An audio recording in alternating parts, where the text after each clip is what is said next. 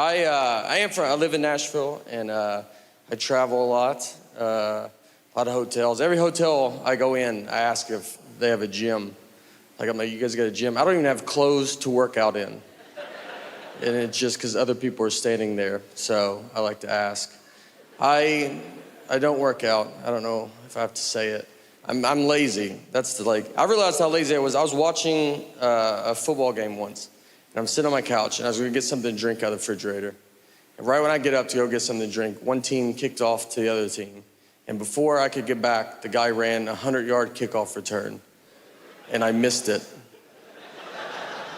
That guy ran 100 yards before I could get 3 to maybe 4 yards.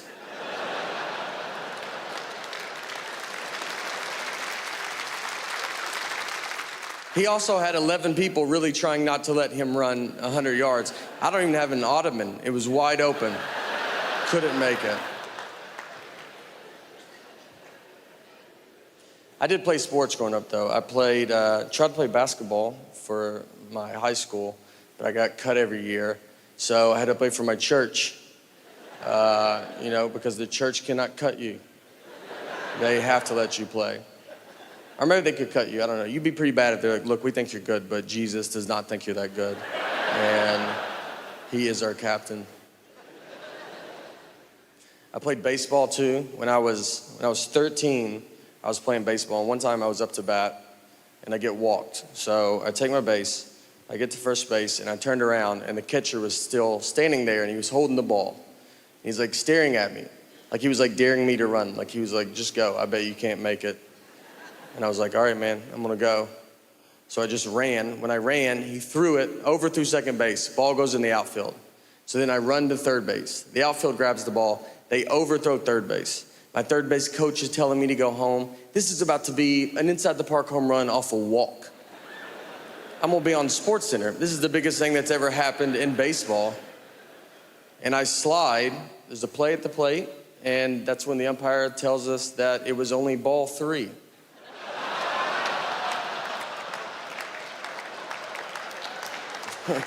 I swear. It's a true story. So we all have to get up. I'm like dirty for no reason. I gotta go get my bat. It's right where I left it. I gotta just drag it. I gotta bat again. It's 3 balls, 2 strikes. Next pitch, immediately strike out. I'm exhausted and over baseball. And I just looked at the ump and he was like, you can go now. Here's what I learned, though, that day. I learned that if you're confident, you can get away with quite a bit. Because no one tried to stop me, and they should have, They knew I wasn't supposed to go. That's why the catcher was holding the ball, because he was like, I don't think he's supposed to be going yet, right? And then I just ran to second. He's like, I guess I'm wrong. No one's that dumb, And then he just launches it into the outfield, who's barely paying attention. They think it's a hit. And the umpire figures it out, but it's just easier to let me get all the way back to him, Let me feel what it would feel like. You know what's great too? No one ever told the parents. They never explained it to them. They were cheering. It's a pretty exciting play to watch. And then they just see me slide into home and then just stand up and bat again. And they just are like, is that just a rule in baseball? I don't even know. All right, thank you guys so much. To church growing up. I grew up in Tennessee, and we went to church. I actually tried to play basketball for my high school team, but I got cut. So I had to play for my church because the church cannot cut you. They have to let you play.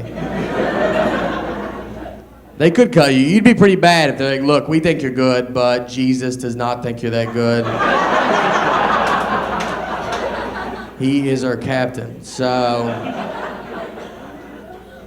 church ball was a lot different because we played half court, no 3-point line. We played on carpet. That's your first sign. It's not going to count.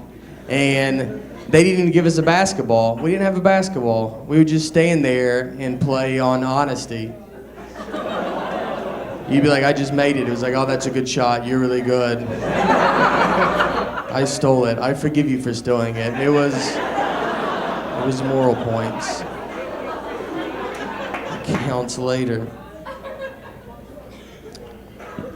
Are y'all gonna go watch the Nathan's hot dog eating contest? Did everybody get their tickets for that? It's exciting. I think it's free anyway, but I remember the first time I saw the hot dog eating contest. The first time I saw it, you would see a lot of skinny people, and then they would show like a huge fat guy. So I was like, all right, you know, obviously he's gonna win. He probably ate on the way here. But he does not win. Kobayashi or Joey Chestnut, two very in-shape guys. So that means fat people are not even good at what they're good at. Who would have thought? Huh? Who would have? I'm married, and that is whatever, but you do it. You know what marriage is like? Marriage is like, you ever go to a concert and you see a mosh pit, and you're like, you know what, I'm gonna go get in that mosh pit. But then once you get in it, you're like, I do not want to be in this mosh pit. At all. I am gonna leave and go get some beer, then the mosh pit's like, hey, you drank last night. You're like, all right, mosh pit, why don't you get off my back and let me live. Thank you. Thank you, everybody. That was unbelievable.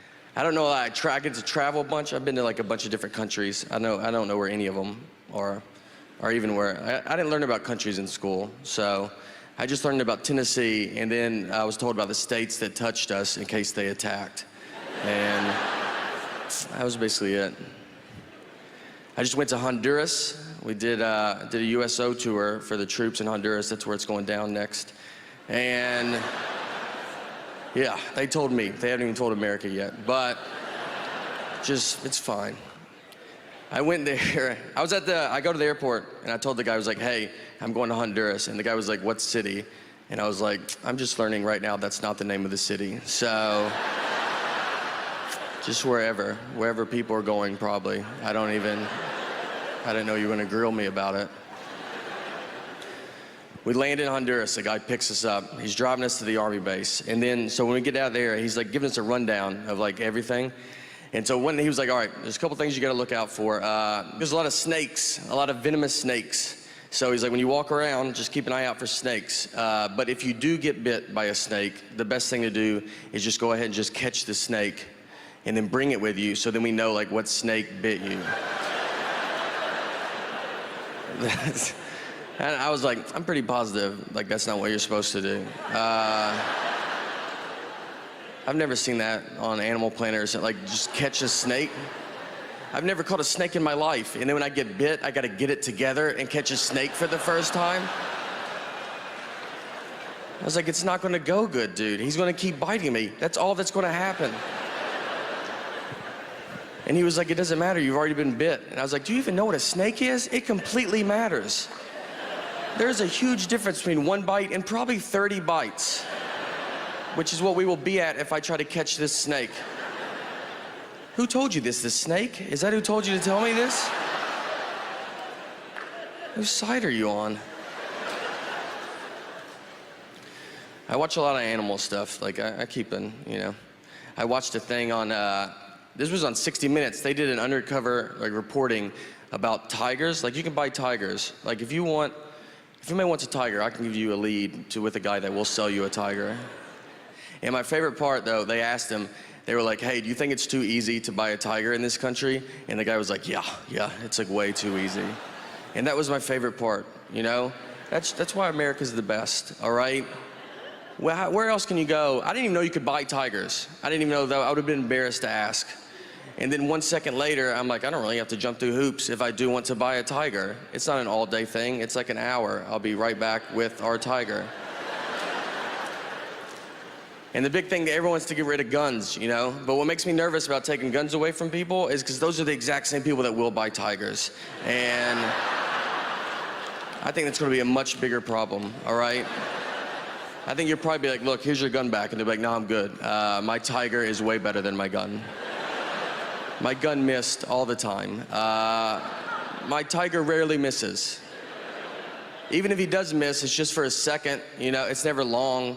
Like if a guy dodges the tiger and he's like, your dumb tiger missed, it's like, well, he did not. He is right behind you now. And he is furious about it. So, all right, guys, thank you. Tennessee. And, couple, all right. Some people. And I'm married, and me and my wife were in Nashville last summer, and we went out on the lake with some of our friends, and we were floating around in the water, and there was a guy in a boat, like right next to us, and my wife was like, oh, that's my ex-boyfriend in that boat. I didn't know who he was. She didn't have to say anything at all. She was just basically like, are you having fun? Because I would like to put a stop to that and make you stare at this guy the rest of the day. So I'm staring at him, and then I look at her, and she's staring at him, and I feel like she's staring at him to see what her life would be like if she didn't marry me. So I started staring at him because I was like, I'm gonna see what my life would be like if I didn't marry her, you know?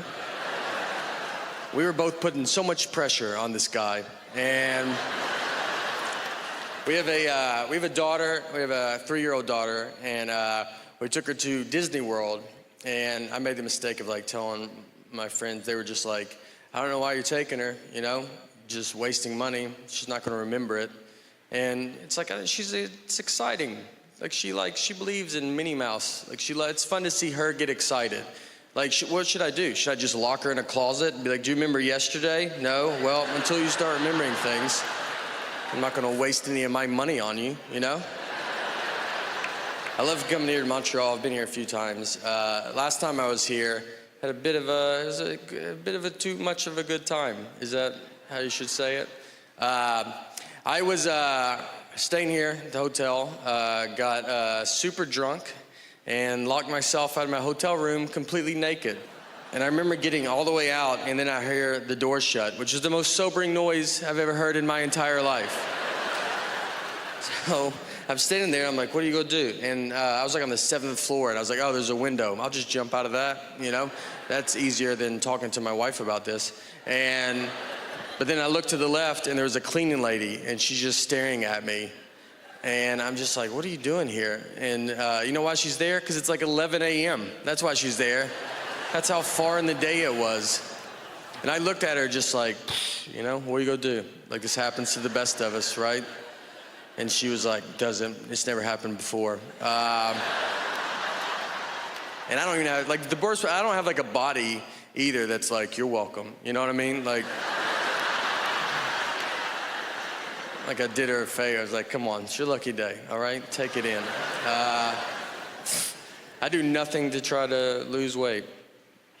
I'm just kind of riding it out, seeing here's where we're at right now. What I've started doing, though, is I tell people I used to weigh 300 pounds because, yeah, I'm a pretty dumb guy. Just, I think it's pretty obvious. And I think I've thought about like time travel. Like if I went back in time, knowing everything I know now, I don't think I would make a difference.